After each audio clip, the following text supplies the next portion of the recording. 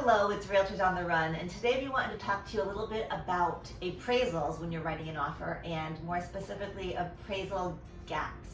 So what does an appraisal gap mean? If you're writing an offer and say the house is $300,000, but the buyer wants to offer $350,000 for the house, the seller's agent might come back and say, wonderful, you're writing this offer for $350,000, what if the home only appraises for $300,000?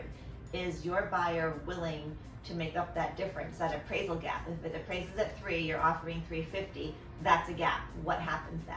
What would be important is what they're offering for the appraisal gap money. So would someone, if the offer's price is $350,000, it comes in at $300,000, does that buyer have $50,000 or A portion. $30,000 to come to the table to get that house? Right. Right. And then that makes a difference on their offer being accepted too then. Right. If I have a seller and you bring me an offer for $350,000, that looks great until it doesn't appraise, and then what? Right. My seller might say, well, listen, you offered me $350,000. If it appraises at $300,000, are you still going to make good on that $350,000?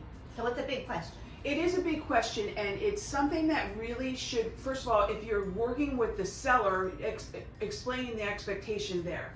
Because it is something, especially nowadays, that's going to come up, and on the buyer end. So the buyers understand what's going on with that appraisal gap, so that they can talk about it amongst themselves if they're a couple, or with their lender. Absolutely, with their lender. They need to make sure they're putting a chunk of money down, they're financing a good portion, they need to make sure those funds are available, they have them available to offer that appraisal gap, should that be part of the mix, something they want to offer. Right, and this is just something I've been dealing with over the last couple of offers that I've put in. Yeah, because as we discussed in our last video, in this competitive market, making your buyer's offer as strong as possible, this is one way to do it. Right. So it's something buyers have been doing a lot lately. Right, so it's good to have the knowledge about it. It doesn't happen every time, but what could happen too is if they offer $350,000 on the house and they say, oh, we'll offer $10,000 over the appraised value, then they could get the house for less. Absolutely.